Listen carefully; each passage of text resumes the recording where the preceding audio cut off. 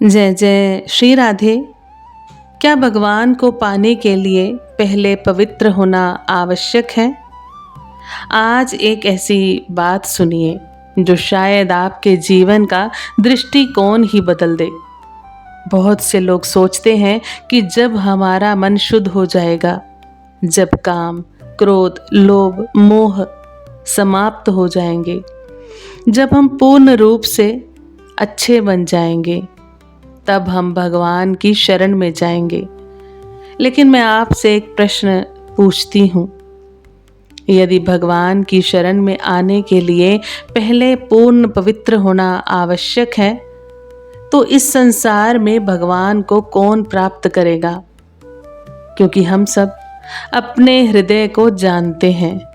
हम जानते हैं कि कितनी बार हमने निश्चय किया कि अब क्रोध नहीं करेंगे, कितनी बार सोचा कि अब विषयों में नहीं पड़ेंगे, कितनी बार ठाना कि अब संसार की आसक्ति छोड़ देंगे।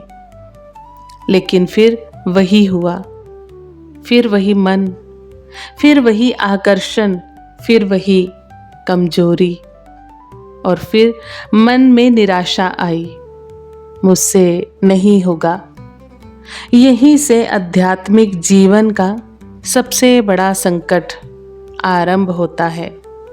मनुष्य पाप से उतना नहीं हारता जितना निराशा से हारता है, दोषों से उतना नहीं हारता जितना ये सोचकर हार जाता है कि अब मेरे लिए कोई आशा नहीं बची।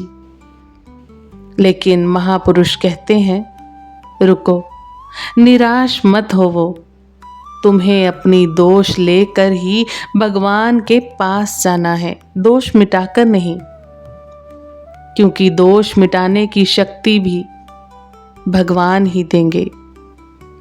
एक छोटा बच्चा कीचड़ में गिर जाता है तो उसके वस्त्र गंदे हो जाते हैं। अब वह क्या करे? क्या पहले स्वयं को साफ करे, फिर माँ के पास जाए, या रोता हुआ माँ की गोद में चला जाए? बच्चा माँ की गोद में जाता है और माँ स्वयं उसे साफ करती है। ठीक यही भगवान का मार्ग है। हमारी सबसे बड़ी भूल क्या है? हम कहते हैं, प्रभु पहले मैं अच्छा बन जाऊं, फिर आपकी शरण में आऊंगा। और भगवान कहते हैं, पहले मेरी शरण में आओ, फिर मैं तुम्हें अच्छा बना दूंगा। बस यही अंतर है, यही शरणागति का रहस्य है। महापुरुष बड़ी सुंदर बात कहते हैं, जब हम काम, क्रोध, लोभ और मोह को नहीं छोड़ पा रहे, तो भगवान को कैसे छोड़ देंगे? जरा सोचिए, हम कितनी बुरी आदतों को वर्षों से पकड़े हुए हैं, कितनी आसक्तियां हैं जो छूटती ही नहीं, कितने मोह हैं जिन्हें छोड़ने की कोशिश करके भी नहीं छोड़ पाए। तो फिर यदि गुरु कृपा से भगवान का नाम पकड़ में आ गया, यदि गुरु कृपा से भगवान का आश्रय मिल गया, यदि गुरु कृपा से राधा वल्लभ लाल का चरण मिल गया, तो उसे क्यों छोड़े? नहीं, अब तो यही कहना है, हे प्रभु मैं दोष नहीं छोड़ पा रहा या पा रही। हे प्रभु मैं दोष नहीं छोड़ पा रहा, पर आपको भी नहीं छोड़ सकता। यही भाव जीवन बदल देता है। यही भाव पापी को भी महात्मा बना देता है। क्योंकि भगवान योग्यता नहीं देखते, भगवान हृदय देखते हैं। गीता जी में भगवान ने कितना बड़ा आश्वासन दिया है। यदि अत्यंत दुराचारी व्यक्ति भी अनन्य भाव से मेरी शरण में आ जाए, तो उसे साधु समझो। अब सोचिए, भगवान उसे साधु क्यों कह रहे हैं? क्या उसके दोष उसी क्षण समाप्त हो गए? नहीं, लेकिन उसका आश्रय बदल गया। पहले वह संसार के भरोसे था, अब भगवान के भरोसे हो गया। पहले वह अपने बल पर चल रहा था, अब भगवान के बल पर चल रहा है। और जिस दिन जीव अपने बल को छोड़कर भगवान के बल पर चलना शुरू कर देता है, उसी दिन से उसकी यात्रा बदल जाती है। साधकों, माया बहुत शक्तिशाली है। इतनी शक्तिशाली है कि बड़े बड़े योगी भी उसके जाल में फंस गए। शास्त्रों में कहा गया, जिस माया ने ब्रह्मा को भी मोहित किया, जिस माया ने नारद जी को भी भ्रमित कर दिया, जिस माया ने इंद्र को छिपने पर मजबूर कर दिया, उस माया के सामने हमारा क्या बल है। मुच्छों में ताव देकर कोई माया से बाहर नहीं निकल सकता। अपने बल से कोई नहीं बच सकता, लेकिन भगवान का हाथ पकड़कर अवश्य बचा जा सकता है, बच सकते हैं। इसलिए अपने दोष देखकर घबराना मत, अपने दोष देखकर भगवान से दूर मत भागना, बल्कि जितना दोष दिखाई दे उतना भगवान के निकट आ जाना, क्योंकि रोगी अस्पताल से नहीं भागता, रोगी डॉक्टर के पास जाता है। और हम सभी रोगी हैं। काम का रोग है, क्रोध का रोग, लोभ का रोग, अहंकार का रोग, मोह का रोग, इन सब का एक ही चिकित्सक है, हमारे प्रियतम प्रभु।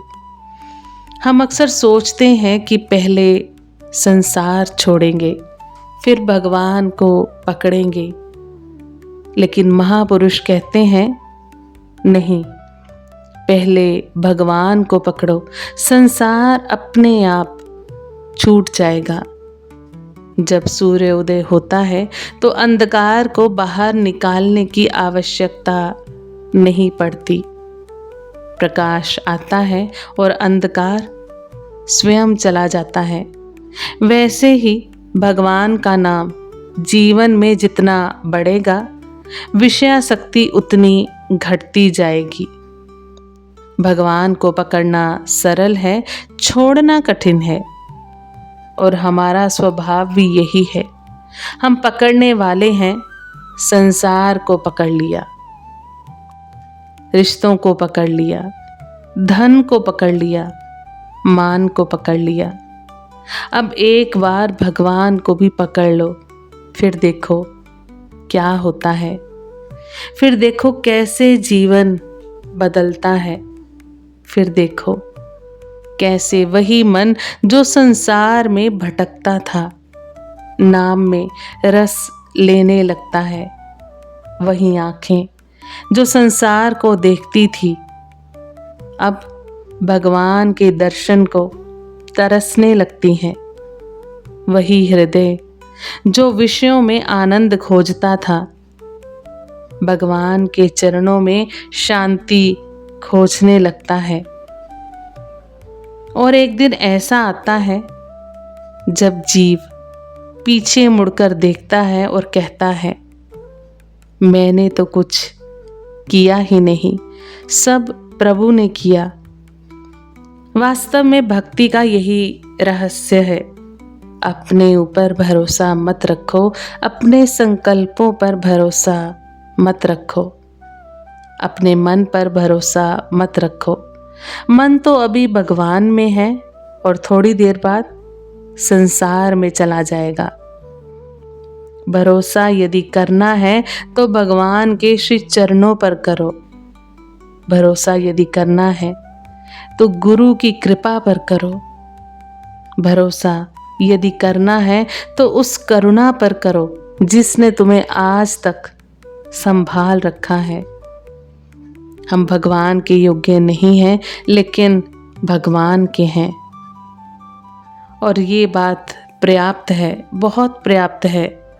जिस दिन ये भाव हृदय में दृढ़ हो गया, हे प्रभु, मैं जैसा भी हूँ आपका हूँ, मुझे छोड़ना हो तो संसार छोड़ दे, मुझे ठकराना हो तो लोग ठकुरा दे, लेकिन मैं आपके चरण नहीं छोड़ूंगा।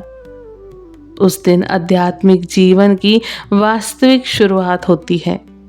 फिर धीरे धीरे भगवान भीतर काम करते हैं, आसक्ति कम होती है, विहार विकास कम होते हैं, अहंकार टूटता है, श्रद्धा बढ़ती है, नाम में रस आता है और अंततः वही जीव जो स्वयं को सबसे बड़ा पापी समझता था, एक दिन भगवान का प्रिय बन जाता है।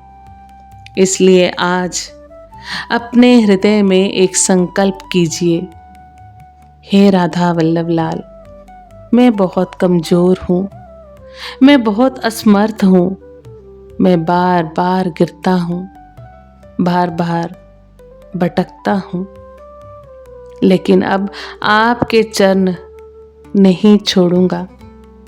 जब काम नहीं छोड़ पाया, जब क्रोध नहीं छोड़ पाया, जब मोह नहीं छोड़ पाया, तो अब आपको भी नहीं छोड़ूंगा। आप मेरे हैं, मैं आपका हूँ। अब चाहे मुझे घसीट कर ही अपने धाम तक ले जाना पड़े, पर मैं आपके चरणों का आश्रय नहीं छोड़ूंगा। यही शरणागति है, यही भक्ति है, यही जीवन की सबसे बड़ी विजय है। हे प्रभु, हम सुधार कर आपके पास नहीं आए हैं, आपके पास आकर सुधरना चाहते हैं नाथ। हम दोषों से हार गए, संसार से हार गए। हे प्रभु, हम अपने मन से भी हार गए, अब आपकी शरण में आए हैं। अब हमें मत छोड़ना, क्योंकि हम तो आपके गले पड़ चुके हैं। अब हमारा उद्धार करना आपके ही हाथ में है। आप सभी वैष्णवजन को श्री हरिवंशी श्री सद्गुरुदेव भगवान की जय हो। जय जय श्री हरिवंश।